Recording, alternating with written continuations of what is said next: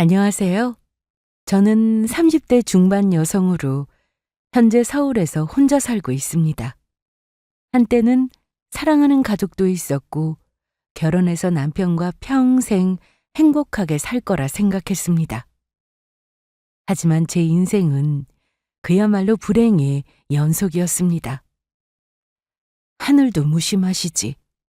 부모님도 일찍 돌아가시고 거기다 하나뿐인 혈육인 여동생까지 세상을 떠나면서 세상에 혼자 남겨진 이 기분은 겪어보지 않은 분들이라면 절대로 알 수 없을 겁니다. 결혼해서 남편이 있고 시댁 식구들이 있었지만 가족이라고 생각할 수 없었는데요. 저에게 가족이 없다는 이유로 무시하고 구박하고 거기다 제 동생이 죽고 난 후 저 모르게 남편이 저에게 한 행동은 절대로 용서할 수 없었습니다.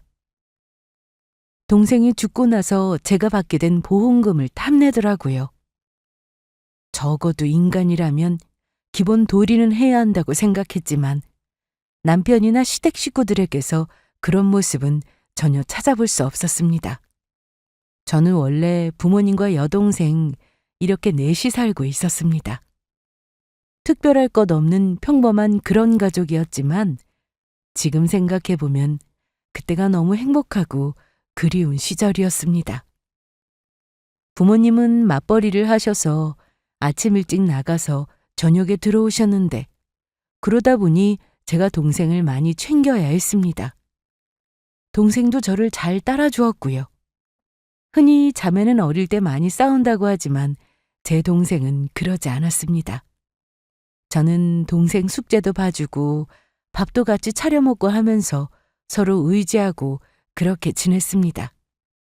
평일에는 부모님이 일하시느라 바빴지만 주말에는 그래도 온 식구가 다 모여 외식도 하고 놀러도 다녔어요.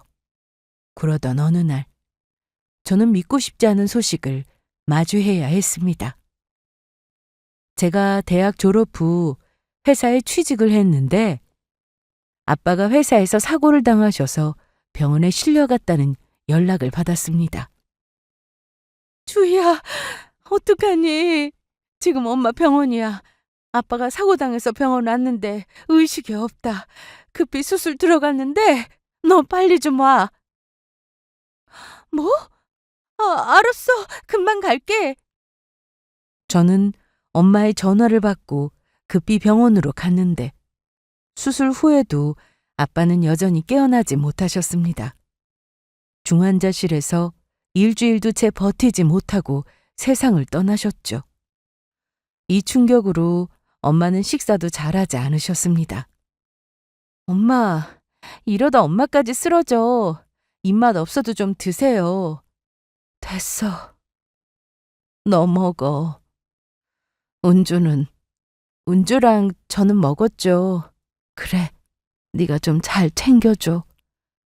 저희 걱정 말고 엄마나 빨리 식사 좀 제대로 하세요. 맨날 이렇게 드시다가는 진짜 쓰러진다니까?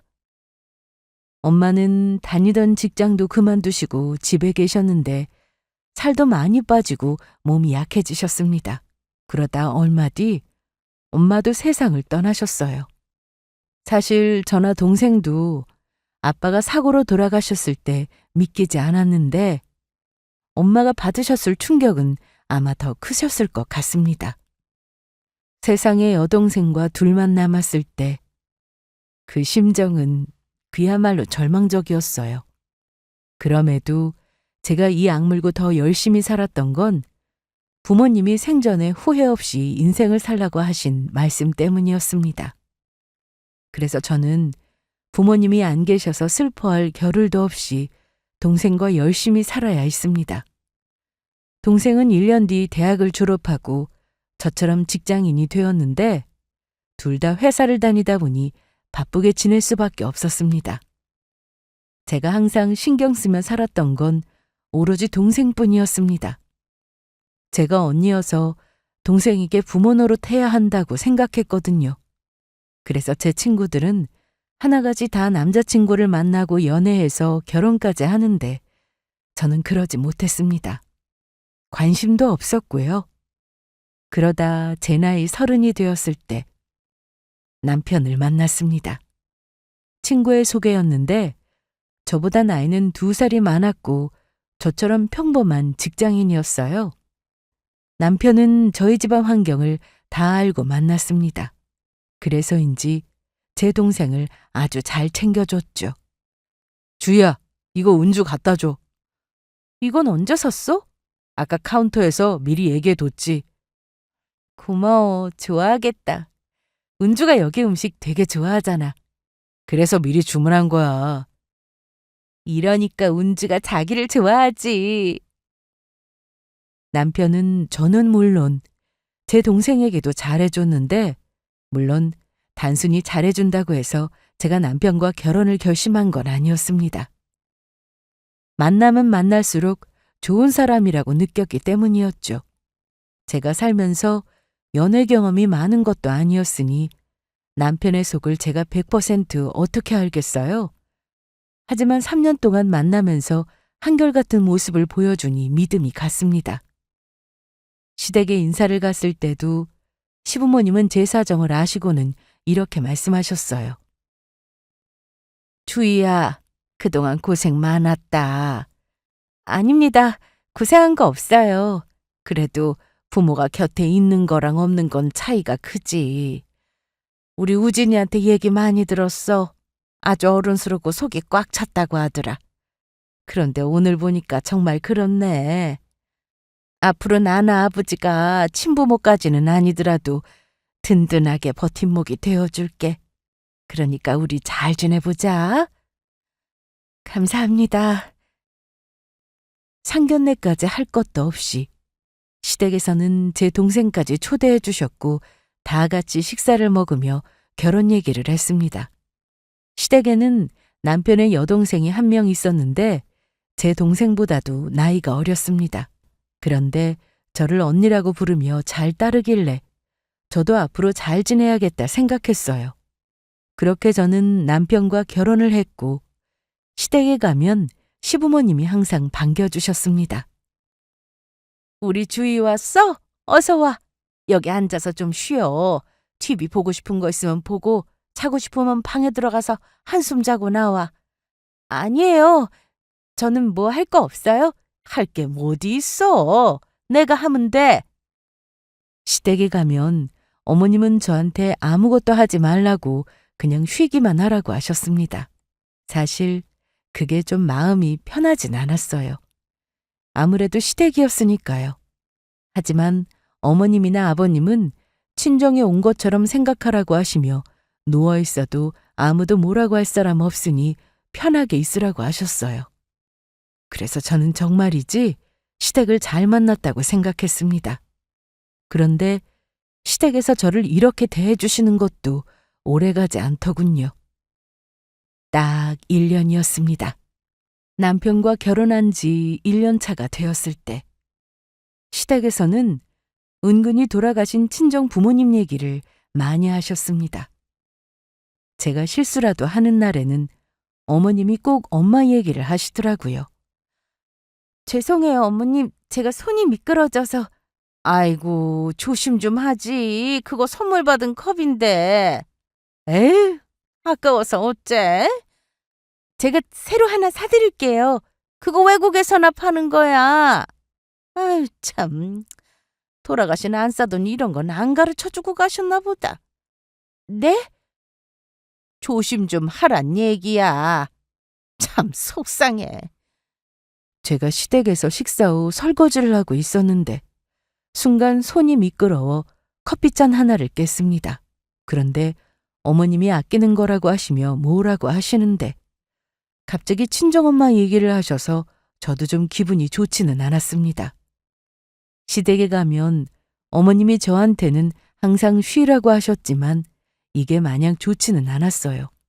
뭐라도 해야 할 것 같아서 잠깐 소파에 앉았다가도 어머님이 주방에 서 계시면 옆에 가서 할 일을 찾았습니다.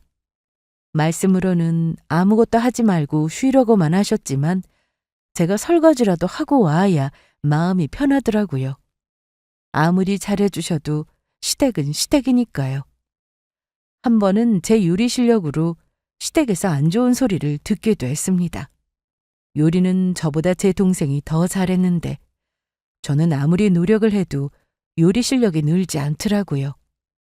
레시피를 따라서 만들어도 맛을 내는 게 왜 이렇게 어렵던지, 해도 안 되는 게 있구나 라고 느낀 게 바로 요리였습니다. 요리에는 진짜 소질이 없더라고요. 집에서도 반찬을 만들면 동생이 주로 했는데 저는 옆에서 보조나 뒷정리를 했습니다. 그런데 아무래도 결혼을 했으니 요리도 많이 하게 되고 전보다 실력이 많이 늘었는데 남편은 맛있다고 해주니 더 잘해보고 싶은 마음이 들었습니다. 그래서 연습을 많이 하고 아버님 생신 때 집에서 갈비찜을 해서 가지고 갔습니다. 엄마, 이것 좀 보세요. 아니, 이 솥은 뭐야? 뭐 해왔어? 주희가 갈비찜 해왔어요. 뭐? 갈비찜을? 어디 봐. 세상에. 냄새 좋네. 회사 다니느라 바쁠 텐데 이건 언제 했어? 어제 퇴근하고 집에 오자마자 했어요. 고생했네. 여보, 이리 와보세요. 주희가 해온 갈비찜 좀 봐요. 우리 며느리가 음식을 했어? 이야, 최고네, 최고야. 시댁에서 칭찬을 받으니 기분이 좋았습니다. 그런데 어머님께는 좋은 말을 듣지 못했습니다. 외식을 하려다가 집에서 저녁을 먹기로 해서 상을 차렸는데 남편은 제가 해온 갈비찜이 맛있다고 엄지척을 해줬지만 어머님은 아니었어요. 어머나, 냄새가 좋아서 맛도 좋을 줄 알았는데 맛이 좀 이상하네. 어머님 입맛에는 안 맞으세요? 간이 좀 안 맞는다. 이럴 때 친정엄마가 살아계셨으면 요리도 알려주고 좋았을 텐데 많이 좀 알려주고 가시지 뭐가 그렇게 급하다고. 어머님은 그냥 하신 말씀이었지만 저는 속이 상했습니다. 그렇다고 어머님 생신인데 뭐라고 할 수도 없고 조용히 식사를 하고 집에 왔습니다. 다행히 남편이 제 기분을 알고는 신경 쓰지 말라고 했는데요. 주희야, 아까 우리 엄마가 말씀하신 거 신경 쓰지 마. 엄마가 그냥 생각 없이 하신 말씀이야. 응? 저번에도 그러시고 아무렇지 않게 엄마 아빠 얘기하시는 거 사실 좀 듣기 그래. 내가 언제 기회 봐서 그러지 마시라고 말씀드릴게. 뭐 이런 거 가지고 우울해. 그리고 난 아까 자기 갈비찜이 제일 맛있었어. 최고! 집에 돌아와서 부모님 생각에 마음이 쓰렸는데 남편의 말이 힘이 되었습니다. 하지만 어머님은 계속해서 저에게 상처가 되는 말을 자주 하셨습니다. 시댁에 있다가 어머님 지인이라도 오시면 어머님은 저를 그냥 며느리라고 소개하면 되는데 말끝마다 우리 며느리가 부모가 없다며 상처를 주셨어요. 그게 참 듣기 싫더라고요. 그리고 손님이 오셨으니 과일을 좀 깎아서 드리려고 했는데 상에 내려놓다가 접시가 살짝 흔들려서 과일이 흐트러졌습니다. 사실 별거 아니었고 아무도 뭐라고 하지 않았는데 어머님은 그 상황에서도 제가 부모가 없어 잘 못 배워서 그런 거니 이해하라고 지인분에게 말씀하시더라고요. 아이고, 넌 이게 뭐니? 내 손님 앞에서. 모양도 좀 더 예쁘게 하지. 왜요, 엄마? 잘했는데요. 과일이 맛만 좋으면 되지. 그래요. 뭐 어때서 잘했구만. 남편과 어머님의 지인이 다 괜찮다고 하자 어머님은 저를 째려보셨습니다. 그런데 이때는 저도 기분이 많이 상한 상태여서 일부러 어머님을 쳐다보지 않았어요. 사실 하나하나 따지고 보면 그냥 넘어갈 수도 있는 일들이 많았습니다. 그런데 그게 쌓이고 쌓이다 보니 저에게는 큰 상처가 되더라고요. 결혼하고 어머님께 제일 많이 들었던 말은 부모 없는 며느리를 데려다가 이렇게 잘해주는 시어머니 봤냐는 말이었습니다. 시댁에 가면 이런 식으로 저를 무시할 때가 많았습니다. 그래서 조금씩 거리를 두고 시댁에 가는 횟수를 줄였습니다. 그래도 남편이 제 편에 서서 항상 좋게 말해주니까 그것만으로도 만족했어요. 남편과는 연애 시절부터 결혼하고 나서도 계속 사이가 좋았는데 크게 다투게 된 일이 있었습니다. 저와 남편이 사는 집 근처에 남편의 친한 친구가 이사를 왔습니다. 결혼도 안 하고 혼자 사는데 저도 같이 가서 인사를 했어요. 남편의 친구는 혼자 살 생각이라며 결혼 계획은 없다고 했습니다. 집에서 혼자 사니까 남편은 종종 친구네로 가서 시간을 보내고 왔는데 그게 문제였습니다. 걸어서 갈 만한 거리였고 남편은 원래 퇴근하면 바로 집으로 왔는데 친구네 간다고 하면서 집에 늦게 들어왔습니다. 저도 처음에는 친구네 있다고 하면 일찍 들어오라고만 하고 신경 쓰지 않았습니다. 그런데 이런 날이 많아지니 혹시 여자가 생겼나 하는 의심을 하게 되더라고요. 그래서 자주 전화를 했는데 남편은 제 연락은 안 받은 적이 없었습니다. 그리고 집에 안 들어와서 제가 전화를 걸면 항상 그 친구네 집이었습니다. 아무리 친구라도 허구한 날 친구네 가니까 외도를 의심하지 않을 수 없었습니다. 그런데 남편에게 여자가 있는 건 아니었어요. 남편의 핸드폰도 확인했고 블랙박스도 봤지만 별다른 건 없었습니다. 남편은 그저 노는 게 좋았던 겁니다. 남편 친구네 집에는 남편과 또 다른 친구들이 자주 놀러 온다고 했는데 그 친구들끼리 만나면 게임도 하고 캠핑까지 다녔어요. 저는 그게 좀 서운했습니다. 자기야, 아무리 그래도 거의 매일같이 친구네 가는 건 아니지. 지난주엔 당신 친구들하고 캠핑까지 다녀와 놓고 또 친구네면 어쩌자는 거야? 알았어, 미안해. 안 그래도 지금 일어나려고 했어. 금방 갈게. 제가 화를 내면 남편은 잘못했다고 바로 숙이고 들어왔습니다. 이게 정도가 점점 심해지니까 남편은 다신 그러지 않겠다면서 스스로 각서도 쓴 적이 있었습니다. 자, 읽어봐. 이게 뭐 중요해? 법적 효력이 있는 것도 아닌데.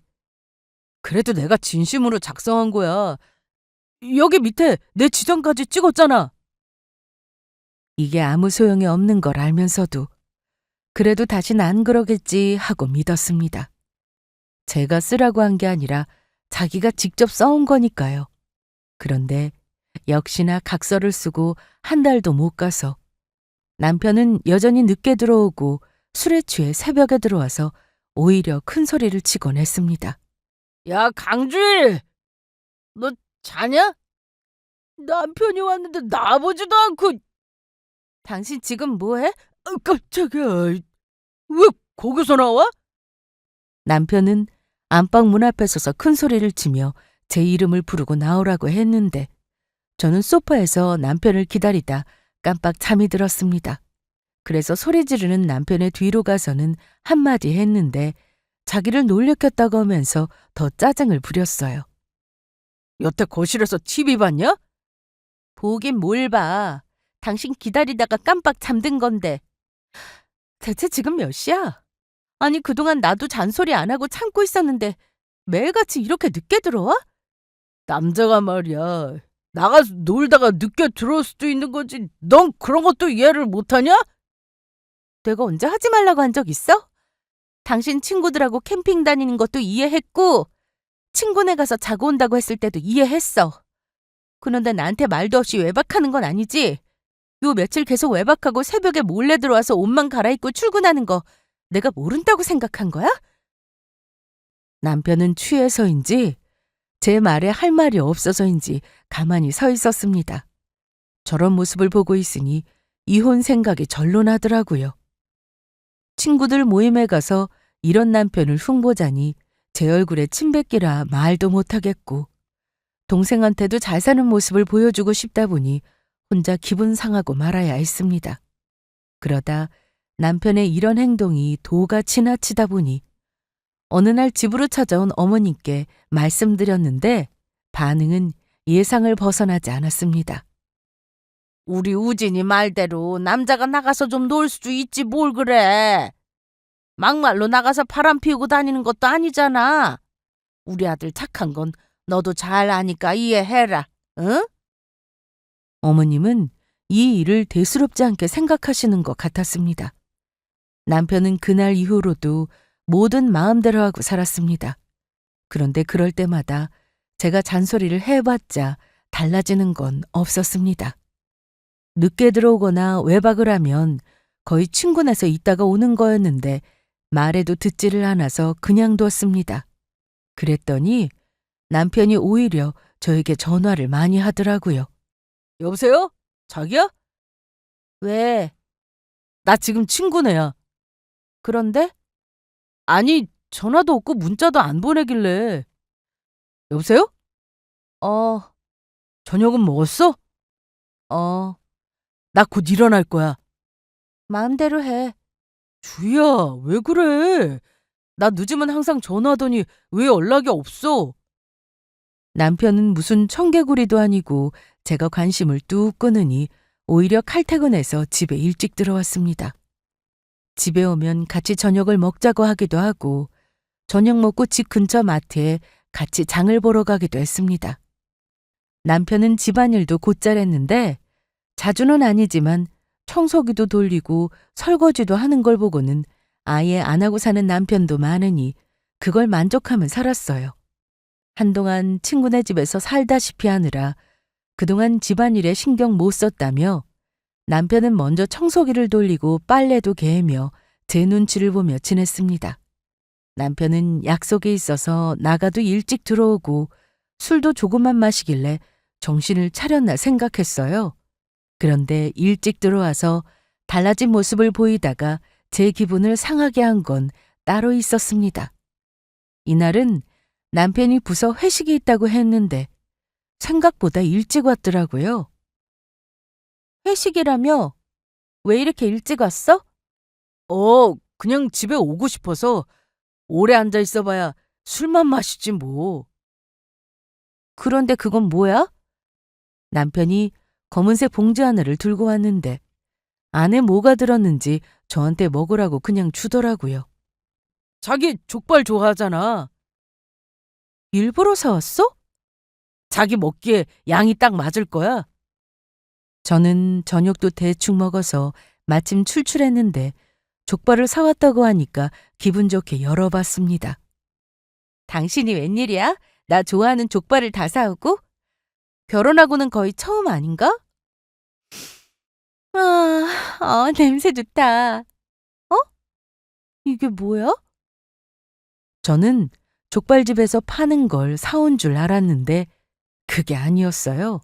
먹고 남은 걸 싸왔더라고요. 그거 우리 부서 회식을 족발집에서 했거든. 당신도 거기 알지? 나 먹으라고 이걸 싸왔어? 혼자 먹기엔 충분하지 않아? 남편이 가져온 건 뼈만 덩그러니 들어있었고 살도 거의 안 붙어 있었습니다. 게다가 깨끗하게 먹고 남겨온 것도 아니고 고춧가루도 곳곳에 묻어 있었는데 보기만 해도 속이 울렁거렸죠. 당신 이걸 어떻게 나 먹으라고 가져왔어? 내가 거지야? 다른 사람이 먹다 남은 걸 먹게? 아니 버리기엔 아깝잖아.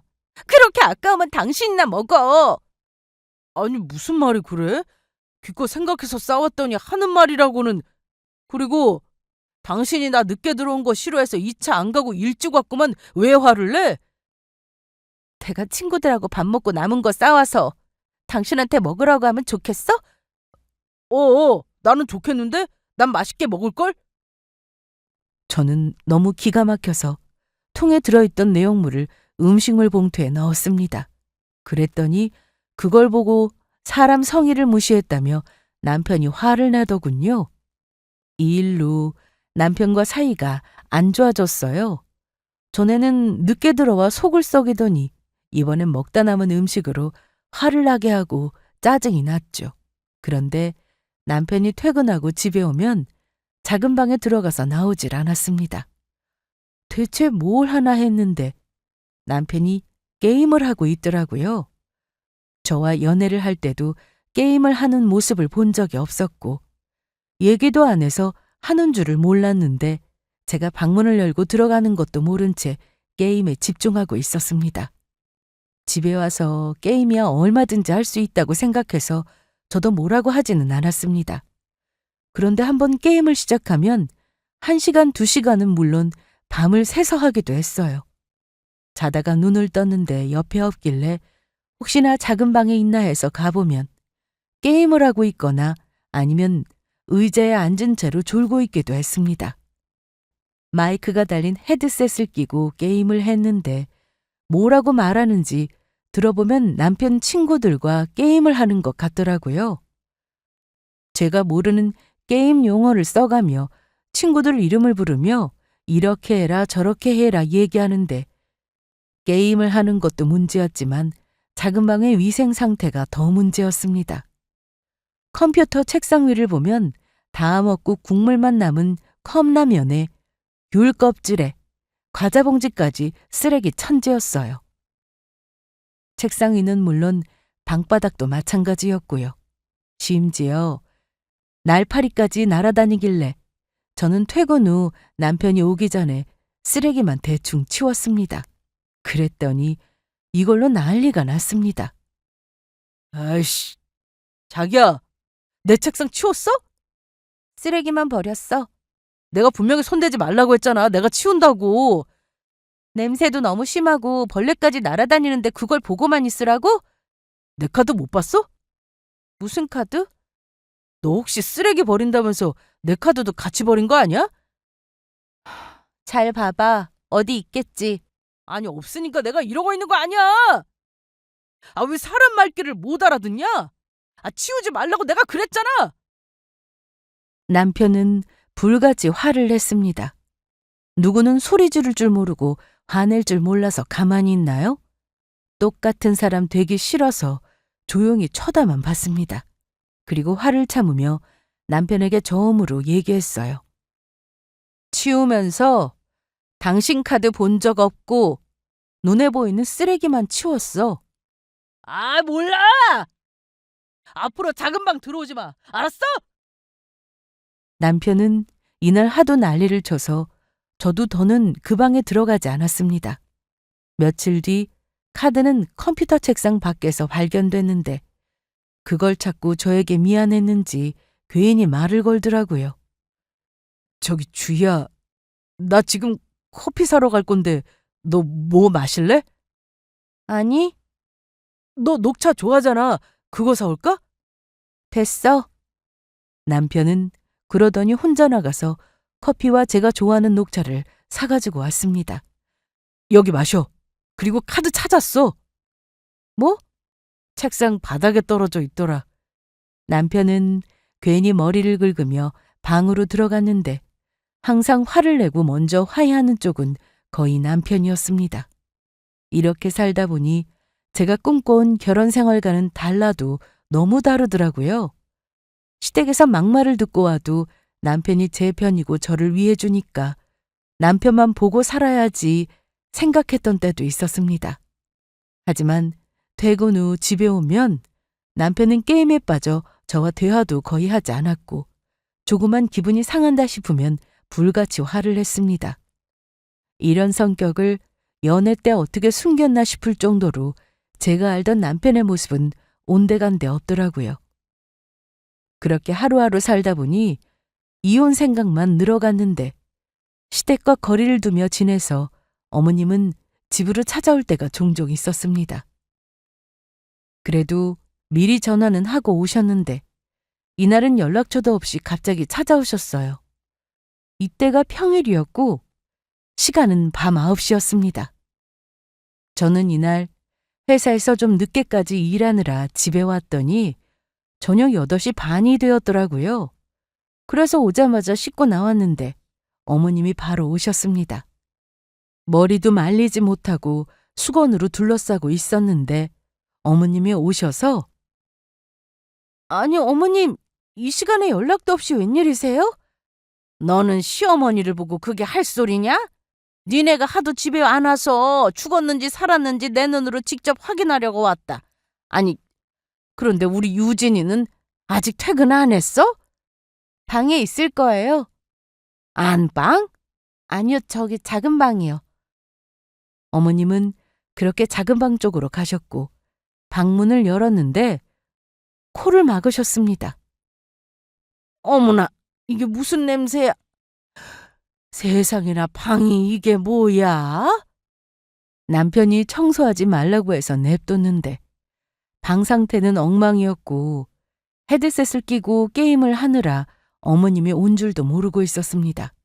남편은 저와 어머님 뒤에서 쳐다보는 게 느껴졌는지 뒤늦게 알고는 벌떡 일어나 아니 너 이런 방에서 게임을 하니? 엄마 언제 오셨어요? 그런데 그때 시모가 저를 노려보며 넌 대체 청소를 안 하니? 어떻게 이런 방에서 우리 아들이 게임을 하고 있는 거야? 손대지 말라고 해서 그냥 뒀어요. 뭐야? 엄마 그냥 둬요. 제가 주희한테 그런 거 맞아요. 손대지 말라고. 그럼 좀 치우지 이게 뭐야? 아우 참. 그런데 어머님은 이 상황에 또 저를 안 좋게 말씀하셨습니다. 하여간 집에 여자가 잘 들어와야 한다는 말이 괜히 있는 게 아니야. 그리고 그 집 부모님을 봐야 하는 건데. 아휴. 어머님, 저 들으라고 하신 말씀이세요? 다 들렸니? 네. 그럼 잘 됐구나. 솔직히 너 말이다. 부모님이 안 계시니까 네가 누구를 닮은 건지 내가 어떻게 아냐. 가정 환경이 그거 무시 못하는 거야. 내 말이 섭섭하게 들리겠지만 너도 나중에 자식 낳아봐라. 어머님, 저희 부모님에 대해서 함부로 말씀하지 마세요. 저번에도 그러시고 왜 자꾸 그러세요? 시댁에 갔을 때도 부모가 어쩌고 하는데 이런 얘기는 기분 나쁘니까 하지 마시라고요. 분명히 말씀드렸잖아요. 어머 얘 눈 좀 봐라. 너 그러다 사람 한 대 치겠다. 네가 이러니까 살아있지도 않은 네 부모가 욕을 먹는 거야. 그거 알아? 이런 말 안 들으려면 더 잘하고 살았어야지. 부모가 있고 없고 차이가 크다는 거 모르냐? 그만 좀 하세요. 남편은 그래도 제 편을 들어줬지만 제가 시모한테 큰 소리로 치니 오히려 저한테 뭐라고 했습니다. 결국 이날 시모는 열받은 채 돌아갔고 저도 남편과 크게 싸웠습니다.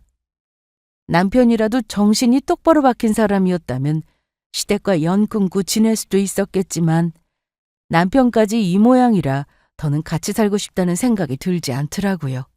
그런데 이보다 더 충격적인 일이 생겼습니다. 동생과는 자주 연락하며 지냈는데 어느 날 새벽에 동생한테 전화가 왔습니다.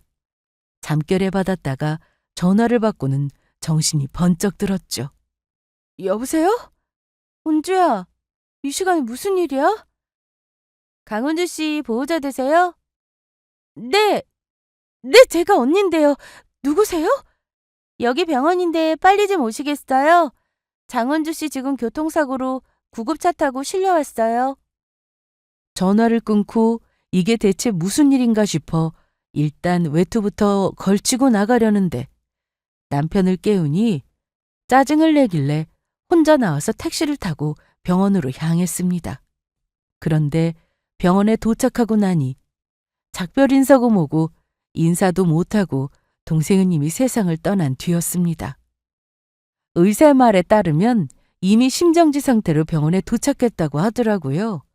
부모님이 돌아가실 때도 힘들었지만 동생의 사망 소식은 충격이 몇 배나 더 컸습니다. 유일한 제 혈육이었고 서로 의지하며 살았기 때문에 저보다 어른스러운 면도 있어서 힘들면 제가 동생한테 기대기도 했고 오히려 제가 더 많이 의지를 하며 살았습니다. 믿기지가 않아서 처음엔 동생을 보고 눈물도 나지 않았습니다. 그런데 이내 사망했다는 얘기를 듣고는 눈물이 멈추지 않았죠. 꼴도 보기 싫은 남편이었지만 아직 이혼하기 전이라 같이 동생의 장례를 치렀는데 장례가 끝나고도 저는 한동안 정신을 차리지 못했습니다. 그래도 할 건 해야 했어요. 회사도 출근해야 했고 집에 와서 청소도 해야 했죠. 하지만 여전히 정신은 멍한 상태였습니다. 왜 나한테 소중한 가족들은 일찍 떠나버리는 건지 세상을 원망하기도 했습니다. 제가 너무 기막히고 화가 났던 건 시댁이 난 남편은 제가 왜 힘든지 잘 알면서도 남일처럼 말한다는 점이었습니다. 넌 뭐가 그렇게 슬퍼서 그러냐? 사람은 누구나 다 죽어. 그저 순서만 차이만 있을 뿐이지. 그러니까 너무 그러지 말고 나한테나 신경 써. 그래? 그럼 어머님 아버님 돌아가시고 아가씨까지 세상 떠났다고 생각해봐. 당신 입에서 그런 말이 쉽게 나올 것 같아? 아이, 재수없게 왜 그런 말을 해? 너무 기가 막히더라고요. 자기 일 아니라고 막말하는 건 어머님과 똑같았습니다. 전부터 이혼 생각이 간절했는데 남편의 행동을 보고 더 미룰 필요가 없겠다 싶었습니다. 하지만 저는 당장 할 일이 남아 있었어요. 동생의 사망 신고였는데 사망 후 한 달 안에 해야 한다고 했습니다. 그래서 예금이나 주식, 보험 등을 확인하고 정리를 하라고 하더군요.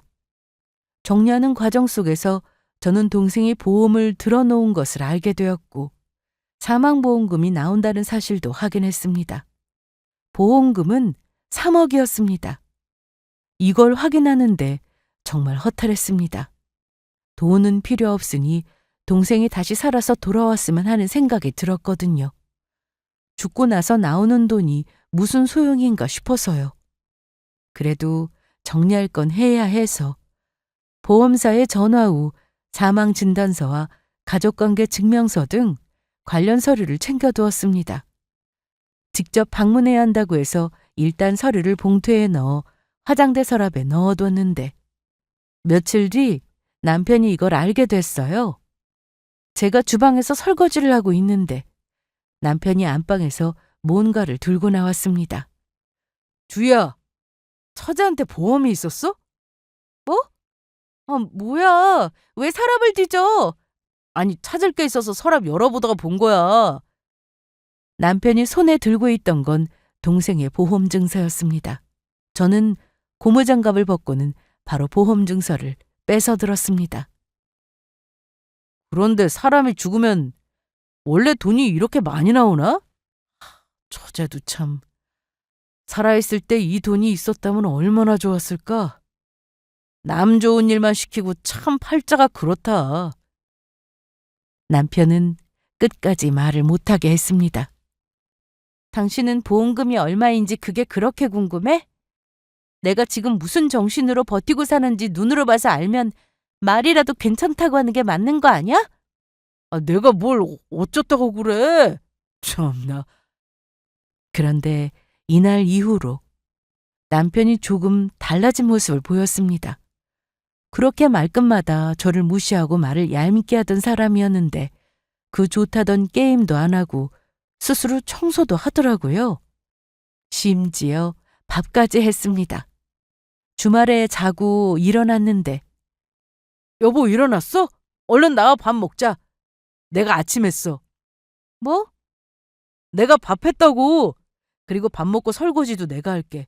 오늘 재활용 버리는 날인데 베란다에 있는 것만 버리면 되나? 왜 그래?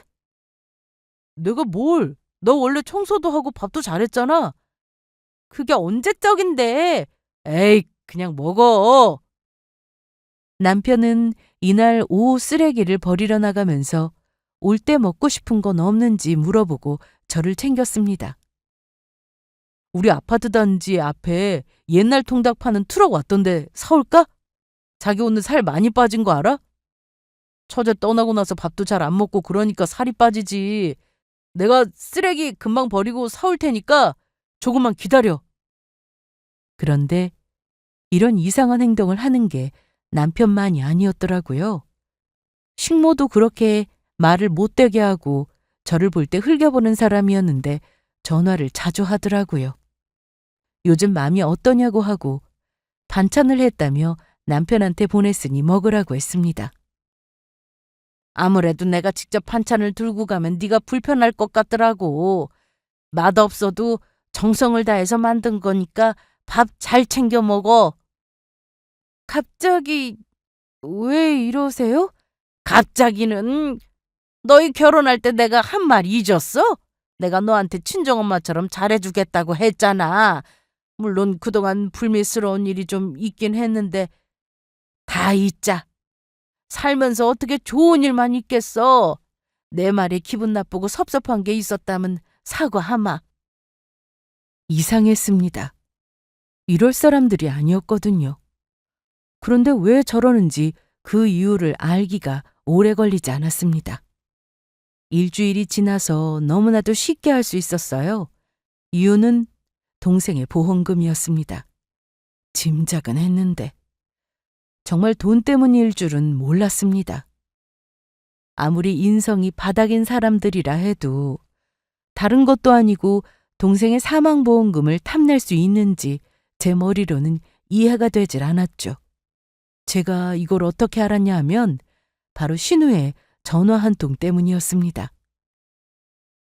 보험사에 다녀온 뒤 서류 정리도 마무리되고 이제 저도 처음보다 마음이 많이 진정되어 가고 있는 중이었는데 오랜만에 신우한테 전화가 왔더라고요. 아가씨, 언니 좀 괜찮아요? 장례식장에서 보고 한번 찾아가야지 했는데 요즘 바빠가지고. 이해해요. 결혼 준비하느라 정신없죠? 네, 너무 정신없고 바빠요. 신우는 오래 만난 남자친구와 결혼한다고 해서 준비를 하고 있던 중이었는데 평소에 시댁에 가도 얼굴 보기 힘들었습니다. 친구들 만나는 걸 좋아해서 시댁에 가면 집에 있지도 않았고 한 번 나가면 늦게나 되어 돌아오니 가끔 전화통화만 하며 안부를 묻곤 했어요. 그러다 동생 장례식장에서 만나고 어쩐 일인지 저에게 전화를 했길래 무슨 일인가 싶어 받았는데요. 그 내용이 너무 기막혔습니다. 언니한테 그래도 고맙다는 인사는 직접 하는 게 맞는 것 같아서 전화했어요.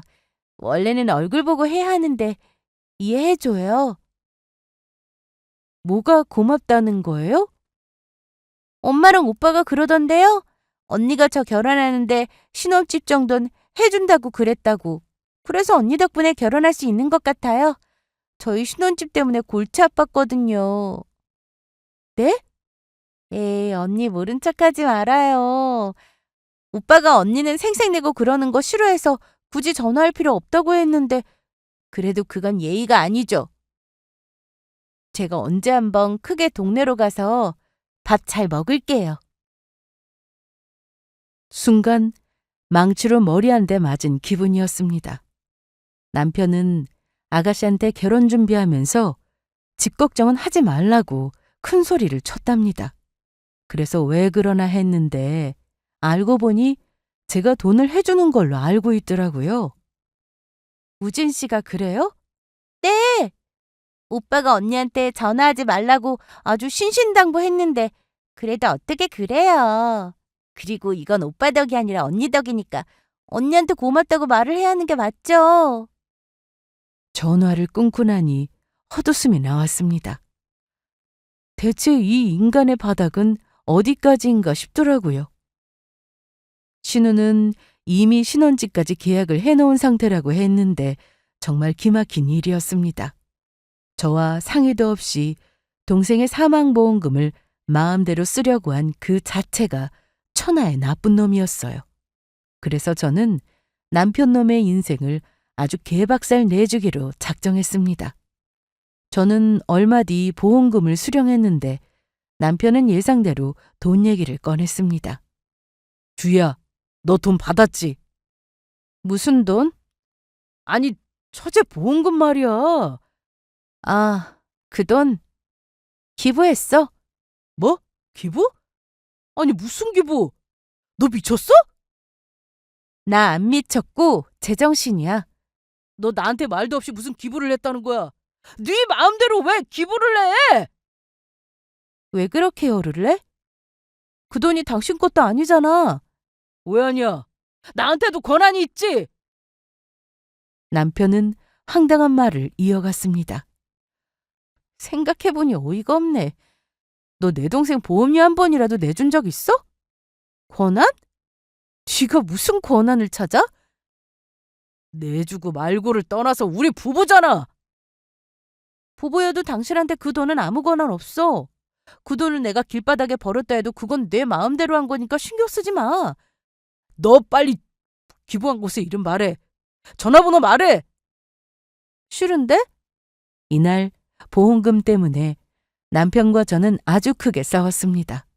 그리고 다음날 시모까지 집으로 찾아와서 난동을 부렸어요. 시모도 남편과 똑같은 말을 하며 저를 들들 볶았습니다.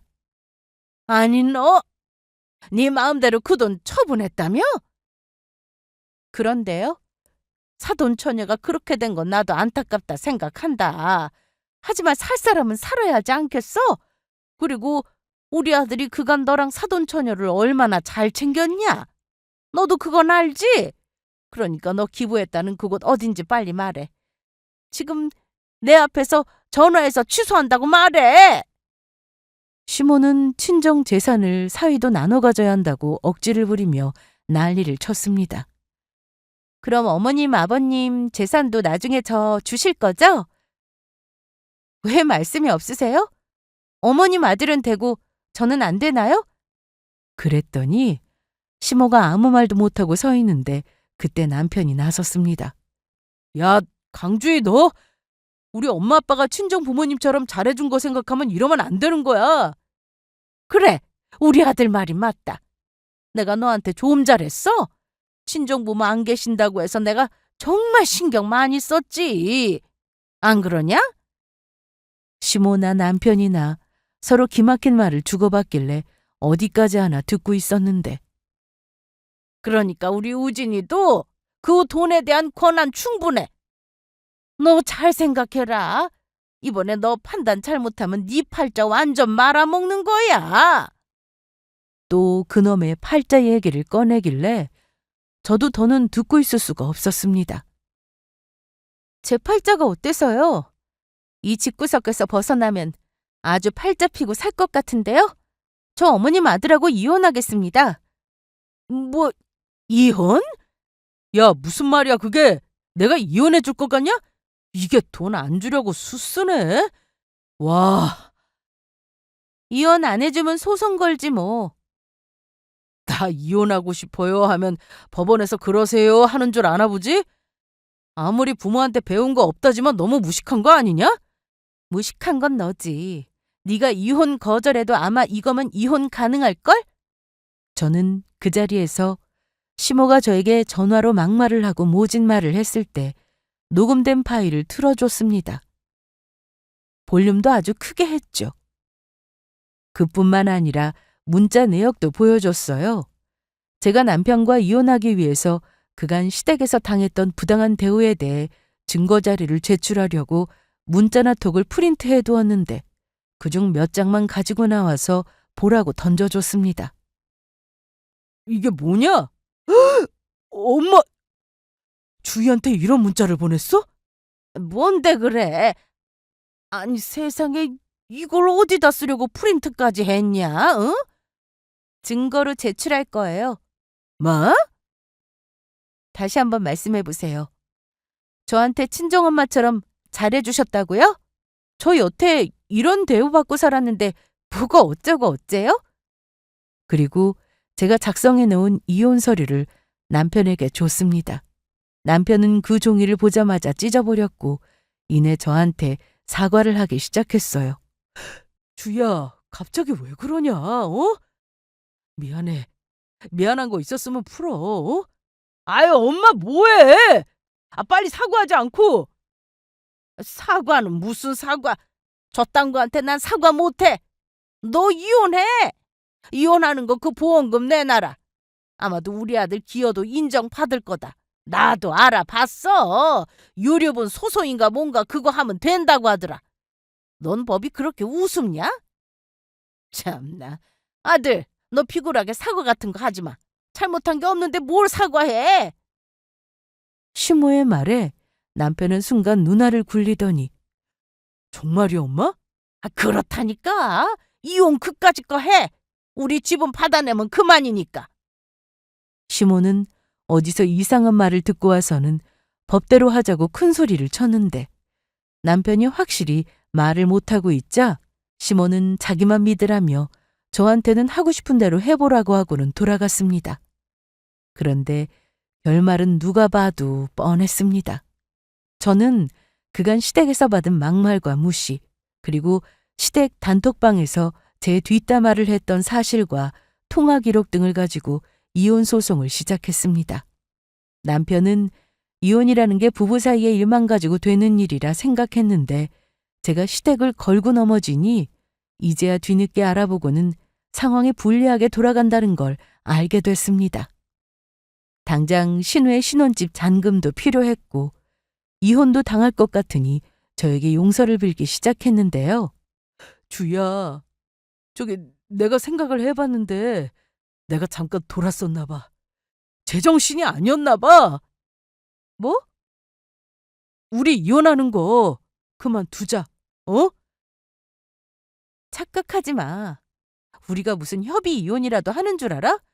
난 부당한 대우를 받았고 그 때문에 너랑 이혼하고 싶어서 소송 걸었다고. 정신 차려! 난 억울해. 우리 엄마가 너한테 못되게 한 거지 난 아니잖아. 야, 네가 나한테 그동안 말한 거 톡으로 보낸 거 다 확인해봐. 또 너네 가족끼리 단톡방 만들어서 내 흉본 거 다 잊었냐? 그러자 남편은 갑자기 무릎까지 꿇었지만 절대 용서해줄 생각은 없었습니다. 시모도 찾아와 자기 아들 좀 봐달라며 사과를 해왔으나 그게 진심일 리도 없었고 당장 돈 때문이라는 걸 잘 알았기에 대꾸도 하지 않고 돌려보냈습니다. 시댁은 그야말로 난리가 났어요. 하지만 저는 예정대로 계속 소송을 진행했는데 시댁으로부터 폭언과 무시를 일삼는 시모를 상대로 위자료를 받게 되었습니다. 액수와 상관없이 이혼을 하게 된 것에 대해서 너무 기뻤습니다. 시댁은 신우 결혼 준비로 돈이 부족했는데 위자료까지 주게 생겼으니 가족들이 아주 돌아가면서 저한테 아쉬운 소리를 하더라고요. 하지만 판결 이후 제가 시댁 식구를 만나는 일은 없었습니다. 그런데 한 달 정도 지나서 남편이 집으로 찾아왔습니다. 제가 이혼 후 다 정리하고 동생이 살던 집으로 들어가 지냈는데 갑자기 찾아왔더라고요. 주희야, 잘 지냈냐? 다신 보고 싶지 않다고 했을 텐데. 알아. 그냥 발길 가는 대로 걸었는데 여기까지 왔다. 난 아직 힘든데 넌 괜찮아? 너도 힘들지? 아니, 난 편하고 좋아.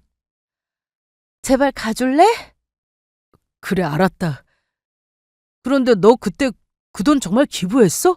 그 많은 돈을 전부? 아니, 내가 아직도 그 돈이 탐나서가 아니고 그냥 궁금해서 물어보는 거야. 그 정도 돈을 기부한다는 게 쉬운 일은 아니니까. 그런데 저는 기부한 건 사실이었지만 전액은 아니었습니다. 소액만 기부를 했죠. 동생이 살아있을 때 봉사활동도 많이 다니고 어려운 사람 도와주고 싶다는 말도 많이 했거든요. 나중에 사회복지사도 되고 싶다고 했었기에 그 말이 생각나 소액이지만 기부를 했습니다. 그리고 나머지는 도저히 쓸 수 없어서 통장에 그대로 넣어두었어요. 그걸 말해주니 전 남편은 아주 분통을 터뜨렸습니다. 뭐? 야, 너 그래놓고 다 기부했다고 한 거였냐? 난 그 돈 전부 기부했다고 한 적 없어. 그리고 너랑 상관도 없는 일인데 이제 와서 이러는 거 추접스러워. 그만 꺼져. 주야, 우리 다시 안 되냐? 어떻게 안 될까? 너 이 세상 혼자잖아. 가족 필요하지 않아? 너네 같은 인간들하고 가족하고 싶은 생각 없어. 남편은 열이 받았는지 길바닥에 있던 돌을 발로 뻥 찼다가 아프다고 소리를 질렀습니다. 아우, 아우, 내 팔. 잘 가라. 주야, 너 이대로 가냐? 나 모른 척하고? 다시 한번 말하는데 또 한 번 찾아와서 헛소리하면 그땐 진짜 경찰 부를 줄 알아? 전 남편은 그 일로 깁스를 했다는데 그거야 저와 상관없는 일이고 저한테 줄 위자료와 자기 동생 신혼집 잔금을 치러야 해서 대출까지 받았다고 전해 들었습니다. 자기 동생한테 집 해준다고 큰소리 쳐놨으니 책임은 져야 하고 돈은 없고 난감했겠죠. 그 많은 돈을 갖고 살게 됐으니 뿌린 대로 거둔다는 말이 딱 어울리더군요. 저는 현재 혼자만 씩씩하게 잘 지내고 있습니다. 혼자라서 외롭기도 하고 동생과 부모님이 보고 싶고 그립지만 나중에 후회하지 않기 위해 정말 열심히 살고 있어요. 제 인생 많이 응원해 주실 거죠? 그럼 제 사연은 여기서 이만 마치겠습니다.